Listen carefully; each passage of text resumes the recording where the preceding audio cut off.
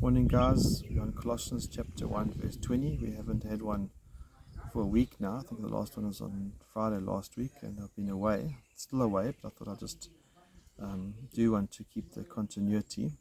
So we've been looking at Christ, and that he fulfills all things, and that he is the head of all things, he sustains all things. And now in verse 20 it says, and through him, that's Jesus, to reconcile all things to himself by making peace through the blood of his cross, through him, whether things on earth or things in heaven. And so Jesus has come down to earth to reconcile man back to God, but also talks about things on heaven and things on earth. And so that reconciliation, he's come and he's paid by the blood on his cross, by becoming a sacrifice for our sins. He has now reconciled us back to God, and so now those who believe on him have peace with God. And we'll see the reconciliation is not only things on earth, but also things in heaven, but that doesn't include hell. So those who are already damned to hell, like Satan, cannot be reconciled back to God. But all those that have gone before the cross, who have died, the saints, as Jesus died, the saints came out of the grave, they've been reconciled back to God. All of us who know Jesus after the cross have been reconciled back to God. And not only is our sin being paid for, but also Satan has been conquered, death has been conquered, and even the law. So remember, when Jesus died, the curtain was split, and we can now enter into the temple. And so under the new covenant, the old covenant has been fulfilled. So we're going to look at a few verses just around that.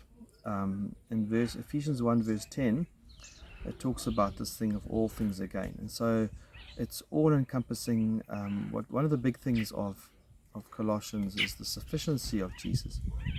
And so in verse 10 it says, towards administration of the fullness of the times, to head up all things in Christ, the things in heaven and the things in earth. And so things here on earth, but also in heaven. And so even the angels can see into what has happened on the cross. And the cross covers far more than we can imagine. The cross, because remember, when sin entered the world, the whole earth groaned under the consequences of sin. So sin has not only affected man, it's affected the whole universe, and perhaps even further. And so in that sense, what Jesus has come and done is reconciled things in heaven and things on earth.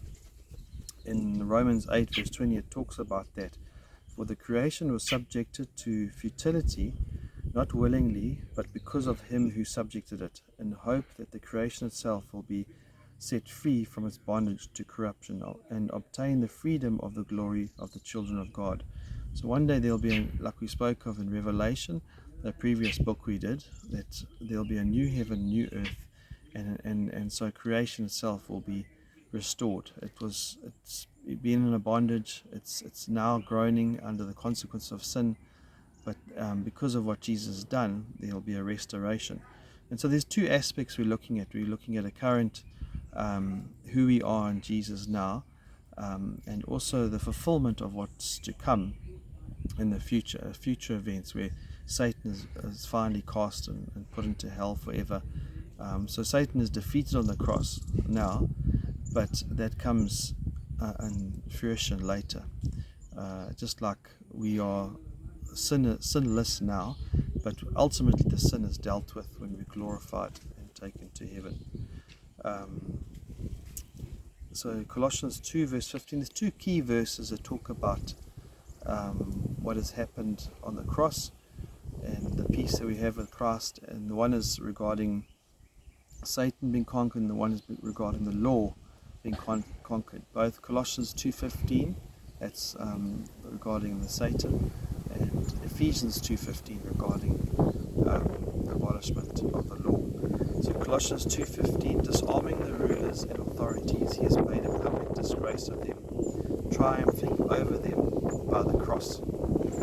And then Ephesians 2:15, when he nullified in his flesh the law of commandments in his decrees, he did this to create in himself one new man out of two, thus making peace. He nullified in his flesh, that's dying on the cross, the law of commandments, or the dogma of the law, or some would say the ceremonial law has been done away through the cross.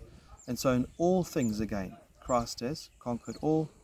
He saved us, He's delivered us, and all the consequences of us and the world will be undone, and that happens through the cross. And just a couple of, I wanted to end with 2 Corinthians 5 verse 18. And so this reconciliation that Jesus has done, He's now given to the church. He says, you my ambassadors, and we become part of this reconciliation by telling others of Jesus, and then they too can be saved from this terrible bondage of Satan, of sin, of death.